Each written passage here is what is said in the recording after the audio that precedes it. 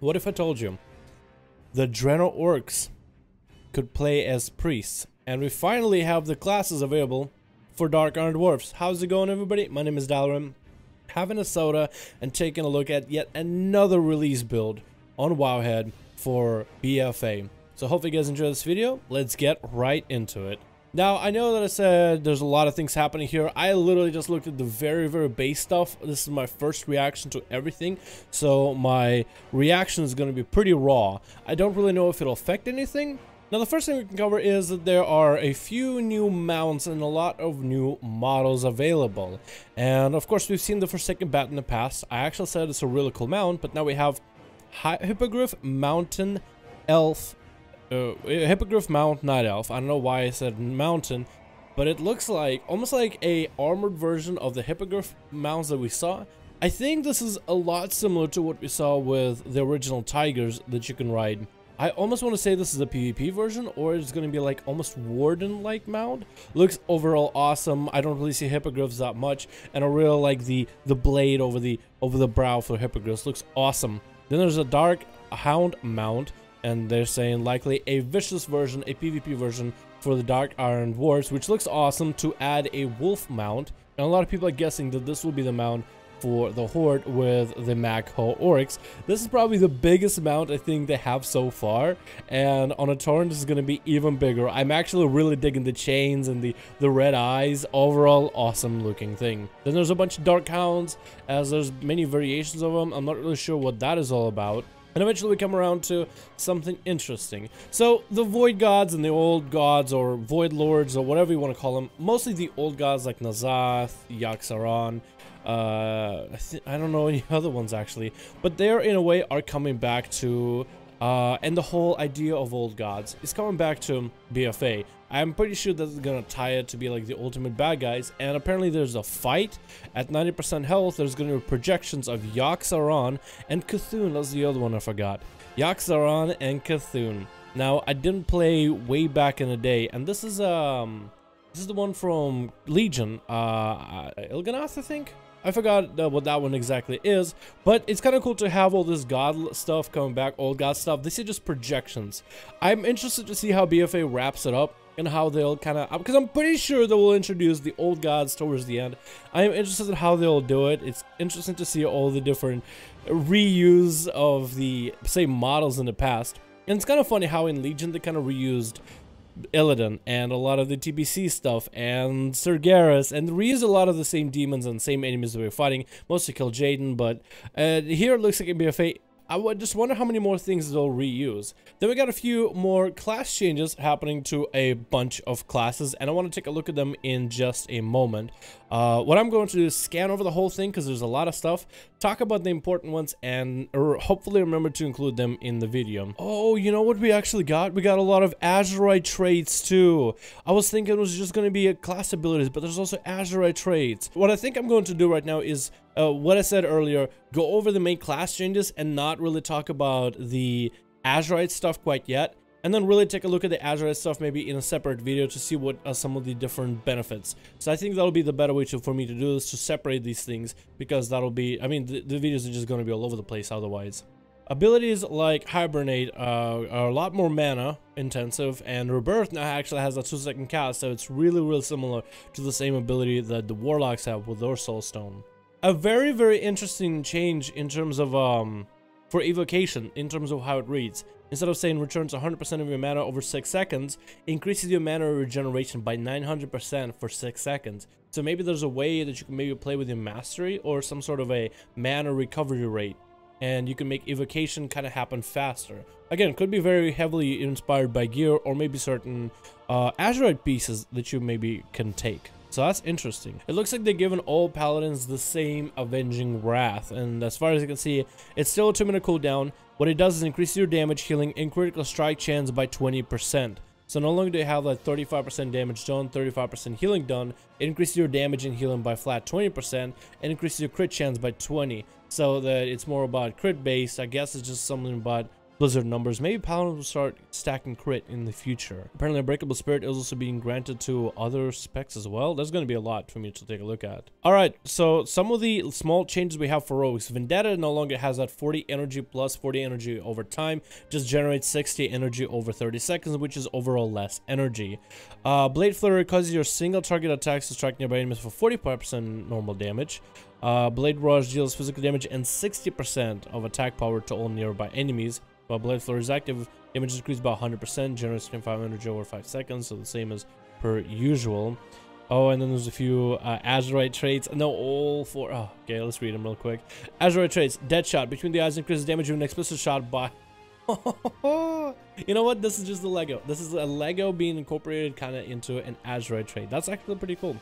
Double Dose. When Mutilate applies lethal poison with both daggers, it poisons them for an additional damage.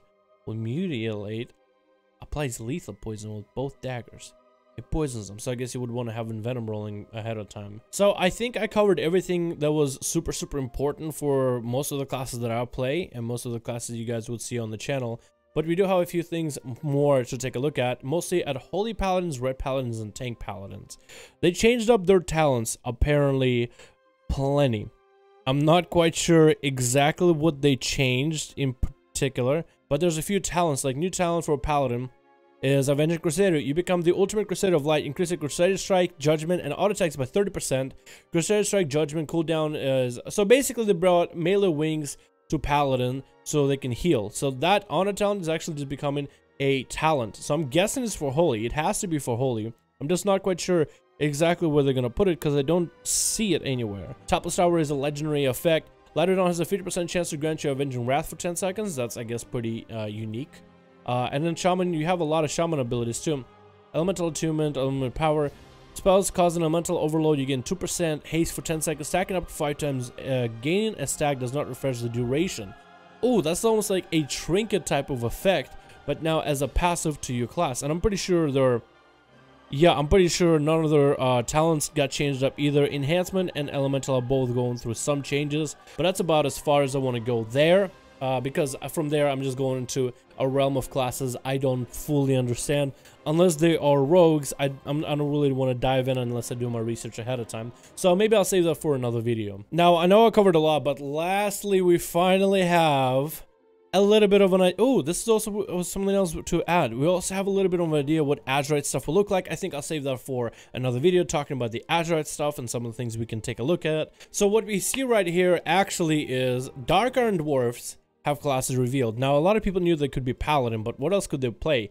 Dark Iron Dwarfs can be Warrior, Hunter, Mage, Monk, Paladin, Priest, Rogue, Shaman, Warlock. So, actually, every class that a normal Dwarf can be, I'm pretty sure, unless I'm missing something, they could be Monks, Priest, Rogue, Shaman, Warlock, Paladin, Mage. Yeah, I think just about every single class.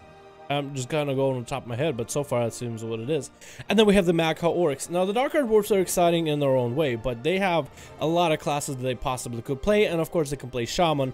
Even though I felt like, you know, them being kind of the bad guys serving Lord Ragnaros, maybe they wouldn't be able to play Shamans, but I'm pretty sure Blizzard decided, yeah, let's just allow it. Let's just have it happen. One of the things that I wanted for Magha Orcs, and I really didn't know if this was going to happen or not, but them being the Draenor Orcs and the whole idea of Orlocks being enslaved through demon magic, for them to reject demon magic, I thought was an awesome thematic aspect of them.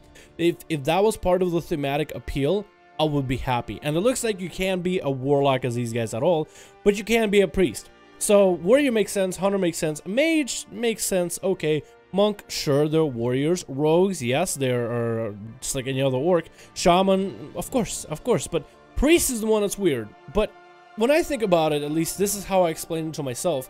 The way I look at it is, you remember Ner'zhul? He was the whole guy that had the whole Naru looking thing and then converting a little shadowy. So I really felt like that guy wasn't quite a mage. I didn't think of him as a Harry Potter wizard, but I also didn't think of him as a warlock that summons demons. He's more dealing with shadows. The only class we have that deals with shadows in that regard are priests. So I guess it wouldn't be surprising for those guys to have some maybe of the Shadowsong clan, which I consider them more priestly than anything, more shadow priestly, for them to actually become priests. Plus, also the Draenor Orcs live alongside with the Draenei, the Draenei have a connection to the Naru. The Draenei and the Draenor Orcs fought together in the last raid, even though the story was very, very loose towards the end of Warlords of Draenor. I guess I could see them becoming priests, where they're going from shadow priests that they had of Ner'zhul kind of Shadow Song clan or what, Shadow Song or Shadow whatever. I might just level Mako Orc as a priest now because they can be priests. I think it'll be very interesting. I'm very excited to see what the racial is, to see just how effective it can be as a melee or a caster, because I'm guessing, if I had to guess, it'll probably be a lot like the same racial as orcs, since Dark Iron Dwarves have basically a modified version of dwarf racial. I'm thinking Mako Orcs will have a modified racial of orc racial. So maybe instead of giving you just a burst of attack power and spell power, maybe it'll be just specific stats like mastery and crit, and you just have those amount of stats for quite a while, or maybe haste and crit or something along those lines. Maybe haste and mastery. I don't really know, but I guess we'll just have to wait and see. But this is everything I have for you guys. This is so much stuff coming out in a single thing, and I can't even put it all in one video because Azure stuff is going to be its own thing. I have to, because there's just no way. Otherwise, this video is going to be way too long, and I want to keep them bite-sized as best as I can. Anyway, guys, thank you so much for watching this video. I hope you enjoyed. Go ahead and give it a like if you enjoyed it. Likes allow my videos to grow my channel and reach a wider audience, so that helps me out a ton. If you guys want to subscribe to the channel to be caught up to date on all the BFA updates as soon as they come out, please go ahead and hit the sub button down below. We put out 2 videos a day of duels, 5v5 1v1s, as well as discussions and updates like these. If you guys want to catch a live stream and have those kind of stream discussions live, more than welcome to them by hitting the notification bell down below and then catching up and being notified on every single live stream that goes up, joining us, hanging out with the rest of the crowd. Thank you so much for watching. Hope you enjoyed, and I'll see all of you in another video.